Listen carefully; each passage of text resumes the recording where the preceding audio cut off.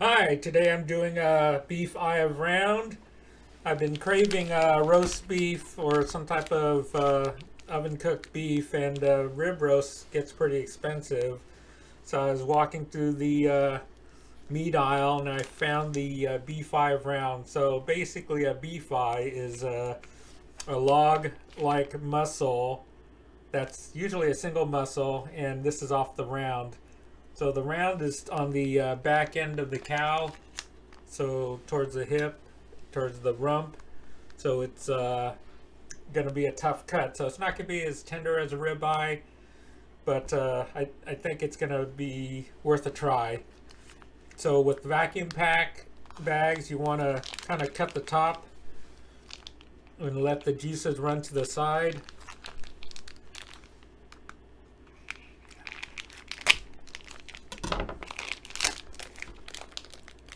So you notice that the juices have gone to the bottom, so that makes it easier to clean.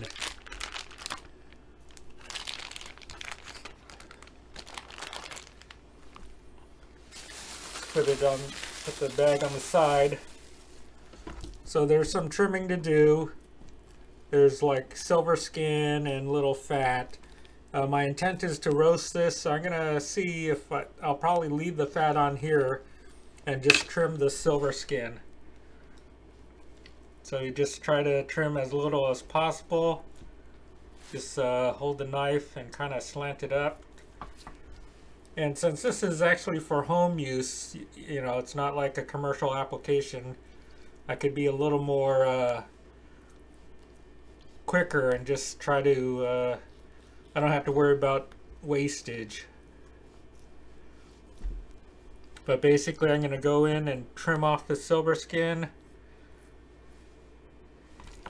and clean this up.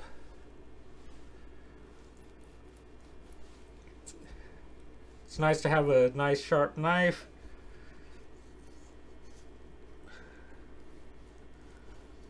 I notice one thing about the round, it's off the hip, so that makes it a working muscle.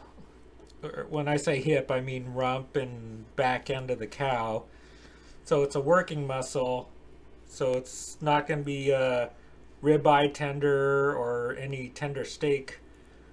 But the objective here is to, with cuts like these, you either braise or cook low and slow and let it come up to heat gently, and you try not to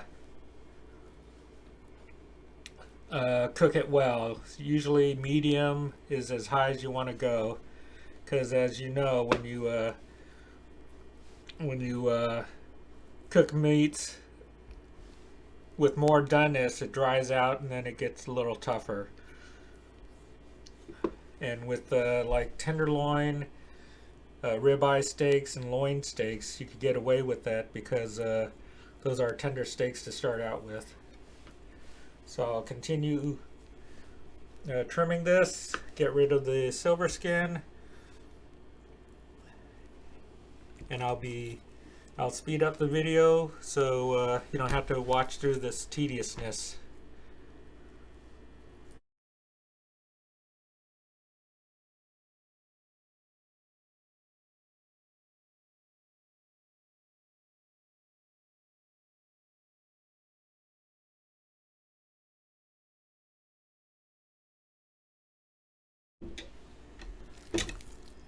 All right, here's the trimmed eye around. This is a very light membrane, and usually in the past, this has usually been okay. It's the thick silver skin that I try to get rid of. And also I trimmed off a little of this end because the fat was hiding some of the membrane, but for roasting, I generally like to keep some fat on it under the belief that fat is flavor. So since this is a pretty big hunk of meat, and what I'll do is I'll just salt this and let it rest overnight so the salt can penetrate the meat and flavor it. but this is a solid hunk of meat, no bones. What I trimmed off here is just a small percentage, so you could say in terms of using the meat, I'm using probably 95% of the meat is usable. There's no bones to trim off and throw away. So the next step is just to salt and bag it and wait overnight before cooking. All right, the next step is to just salt the meat. I'm just using kosher salt, which is sort of a large grain salt. So this is roughly half a tablespoon. So I'm just seasoning generously.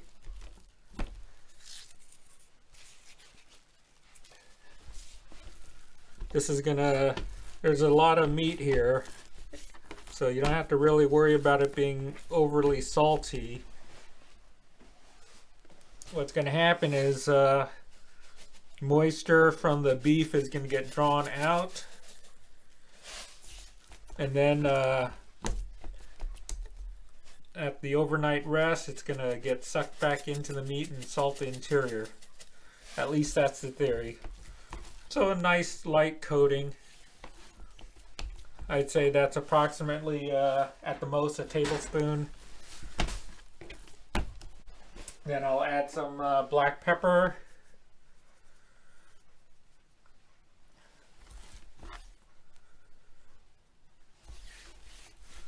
Work it in. And I'll put this in a Ziploc.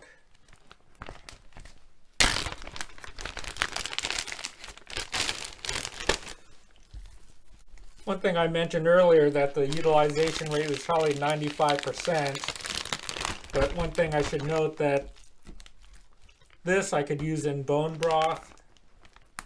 So it's even though I won't be eating it, but it'll contribute to the bone broth. So even if this had a bone, so I could say the utilization rate is probably 100%.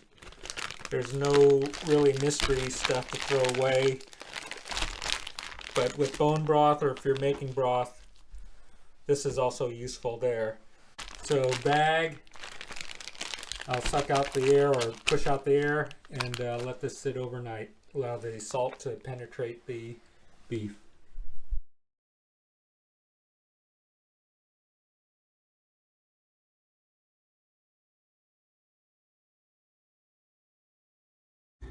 All right, the beef has been in the fridge overnight, roughly 24 hours. So I'm going to take this out of the bag, and just if it's moist, I'm going to towel dry it to just get the dampness off of it, and pan fry it to brown the outside surface. Then into an oven. I have it set for 230. And I'm gonna cook this low and slow. Let the temperature creep up to, I'm shooting for 140, so typically they say for a round roast you want to be around 125 to 130, sort of a medium rare to medium. And if it gets to sort of medium well, it gets tougher. So, but I like about 135, 140 is my target temperature.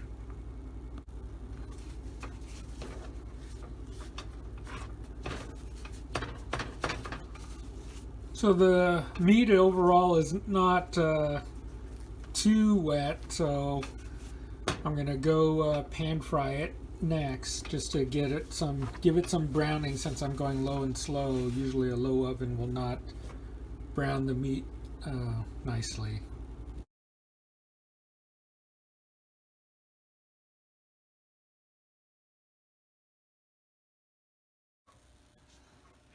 All right, I'm heating up the skillet to a medium-high heat. The oven's come up to temperature at 230. So I'll wait for this to heat up and start browning the beef. The pan's come up to temperature. It's slightly smoking a little, so now I'll add the beef.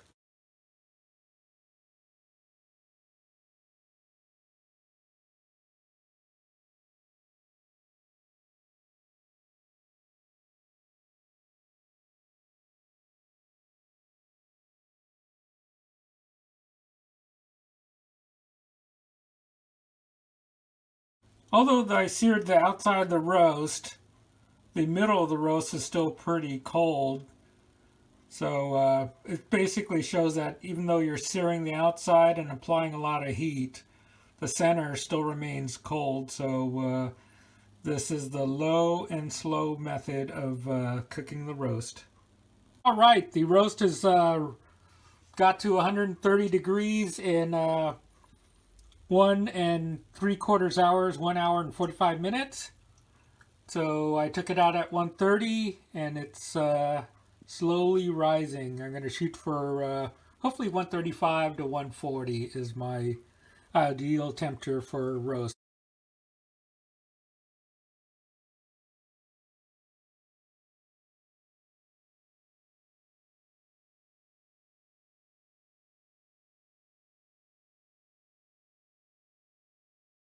All right, here's the roast after allowing it to rest for about 20 minutes. I noticed the temperature peaked about 140 and then it started dropping. So this roast was cooked to 140, low and slow.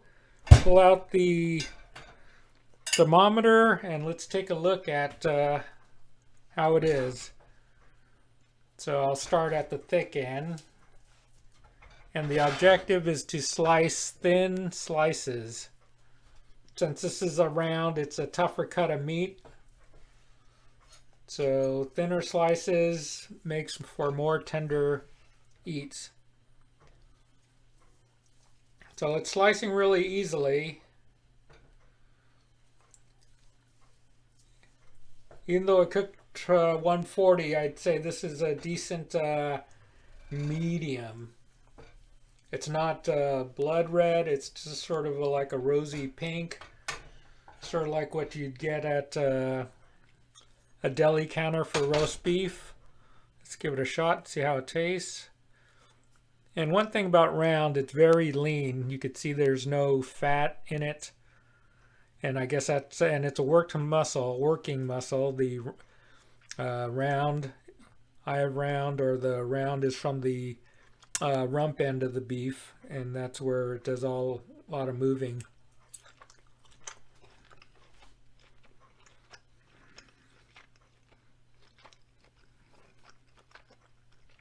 Nice beefy flavor, lean. Sometimes when you overcook meat, especially from the round, it can get minerally liver tasting, but this is actually pretty nice.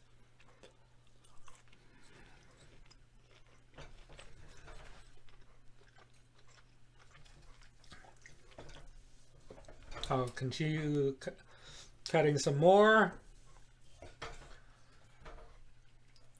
Also, what I could do is try the electric slicer just to see how it works. So I have an electric slicer. See if I remember how to use this. There it goes.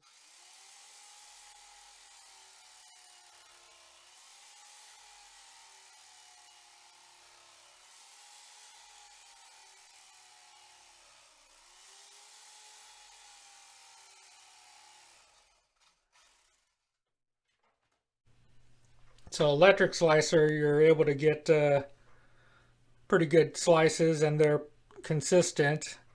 So the key to cutting meats with a slicer or a regular slicer is to use your thumb to guide how thick you want it. So if you want thicker cuts, you just use your thumb or your knuckles to guide.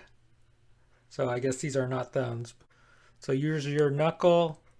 You don't want to do this because you could actually cut yourself, but curl your fingers, use the knuckle, slide it in a little. That gives you how thick your slice will be.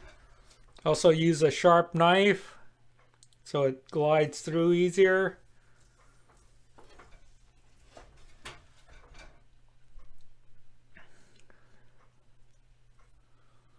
So overall, surprisingly, it's turned out really good.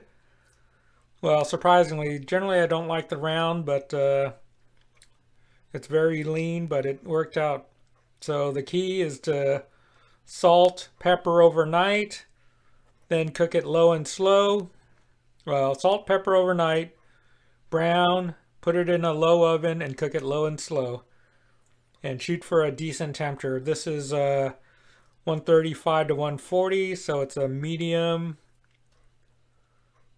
rosy pink. It's not red or rare. And if you like it cooked a little more, what I would do is just, if you make gravy, just pour gravy on it, and that will heat the meat to another level of doneness. Or you just cook it longer and take it out at 140, allow it to go to 145 or a little higher. Success.